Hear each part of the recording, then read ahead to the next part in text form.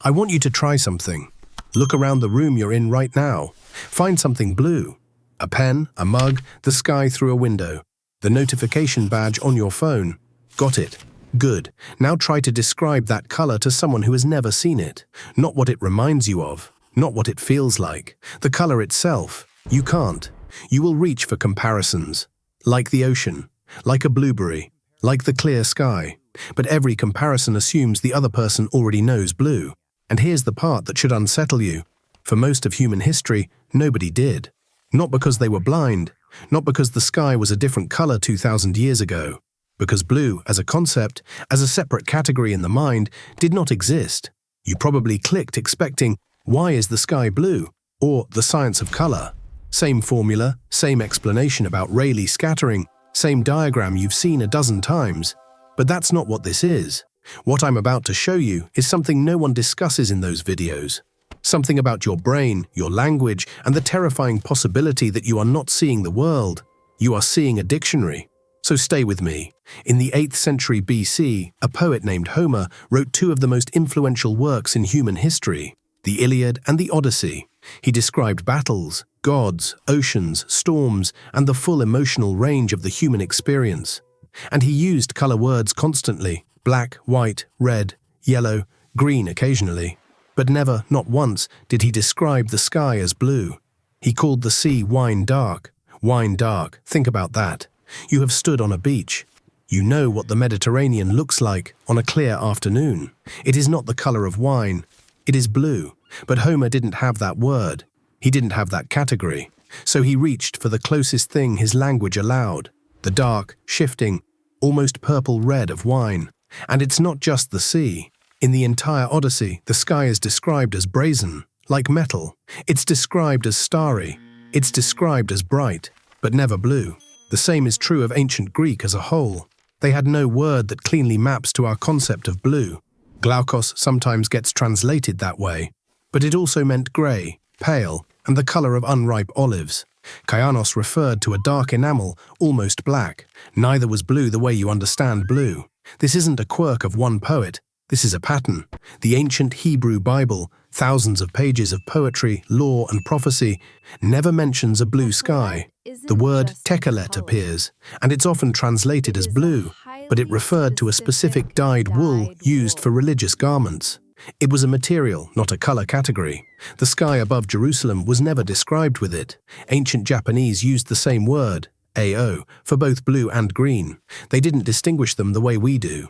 Even today, Japanese traffic lights are AO when they mean go. The blue-green boundary simply wasn't there. The Himba people of Namibia have a word for many shades of green that English speakers literally cannot distinguish. But they group what we call blue and green into the same category. To them, the sky and a leaf are the same color family. And here's the thing that breaks your brain. It's not that they can't see the wavelength. Their eyes work fine. It's that their brain doesn't file it in a separate drawer. And if your brain doesn't file it separately, you don't experience it as separate. This is called the Sapir-Whorf hypothesis, or linguistic relativity. The idea that the language you speak shapes the reality you perceive. Most people dismiss it as fringe. But when it comes to color, the evidence is overwhelming. And it gets worse the deeper you look. So why blue? Why was blue the last major color to get a name in almost every language on Earth?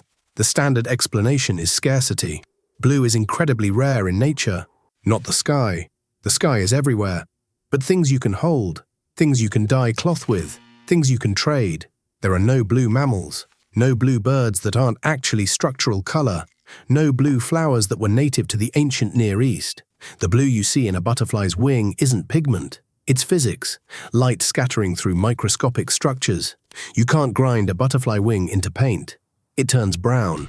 The first stable blue pigment humanity ever produced was Egyptian blue, around 2200 BC. It required copper, silica, lime, and a kiln, hot enough to fuse them. It was expensive, difficult, and mostly used for royal and religious objects. For most people, for most of history, blue was not a color they encountered in daily life. It was a technology. Red was everywhere. Ochre, blood, clay, yellow was everywhere. Sun, sand, pollen, green was everywhere. Plants. But blue Blue was sky and water, and both of those shift color depending on the light. They don't hold still. They don't become objects. So languages named what they could hold first, what they could own, what they could give a name to and pass down. Blue had to wait until we could make it. But here's where the standard explanation ends, and where the real story begins. Because it's not just that ancient people lacked the word, it's that lacking the word changed what they saw. In 2006, a psychologist named Debbie Robertson conducted an experiment with the Himba people. She showed them a circle of colored squares. Most were the same shade of green. One was slightly different, a blue-green that English speakers would immediately spot. The Himba couldn't find it. Their reaction times were no better than chance. The color boundary their language didn't recognize was literally invisible to their perception.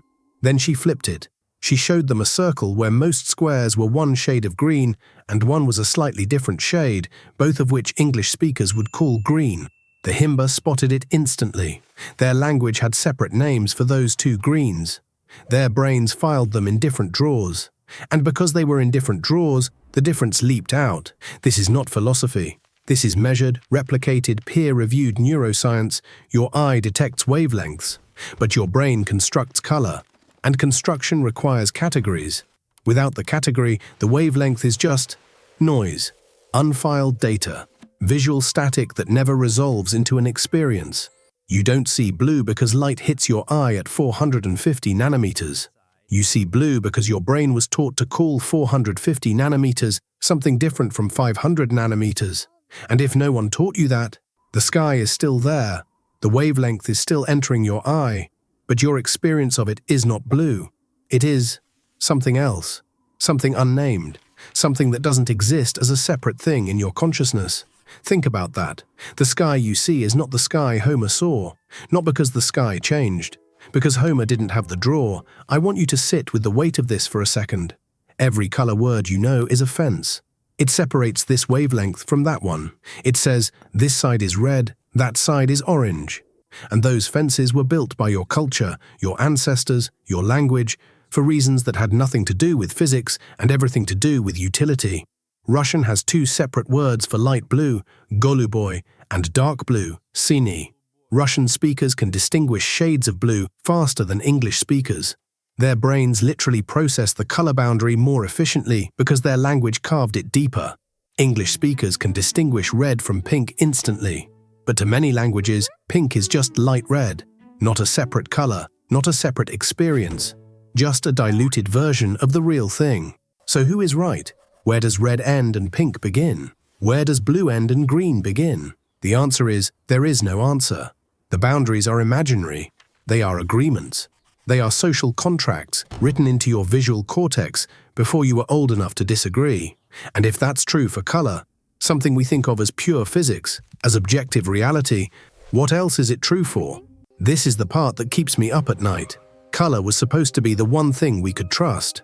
You see red, I see red, we both stop at the traffic light. But the Himba don't see the blue-green boundary. Homer didn't see a blue sky. And you? You don't see colors that your language never named. They are right there, in front of your face, every single day. And you are blind to them. Not metaphorically blind. Actually blind. Your brain receives the signal and throws it in the closest drawer. Close enough to green. Close enough to blue. The fineness of reality is being collapsed into rough categories so that you can navigate the world without being paralyzed by information. Language doesn't just describe reality. It prunes it. It trims the infinite branches of possible experience into a manageable tree. And what gets pruned? Everything your ancestors didn't need to survive. Everything that wasn't a threat, wasn't food, wasn't a mate. Blue wasn't food, blue wasn't a threat. So blue waited. Until someone needed to trade it. Until someone learned to make it. Until someone looked at the sky and decided it deserved its own name. So here's what I want you to do. The next time you're outside, look at the sky. But don't just call it blue. Try to see it without the word. Try to see it the way a child sees it before they learn the name. The way Homer saw it. The way your ancestors saw it for 200,000 years. It won't work. The word is too deep in you now. But the attempt, the moment of friction between what you see and what you call it, that's the crack where wonder gets in. I don't want you to comment right now. I want you to look. Seriously, Pause this video, turn your head, and find the bluest thing in your room. Got it? Now stare at it for 10 seconds and ask yourself one question. Is this thing actually blue? Or is it just the thing my language taught me to call blue? If that question felt like a door cracking open, walk through it. Come back and tell me what was on the other side. If it felt like nonsense, come back and tell me I'm full of it. Either way, I want the friction. Because the moment we stop questioning the words we were handed is the moment we stop seeing anything at all. Next week, we're going somewhere even stranger. See you then.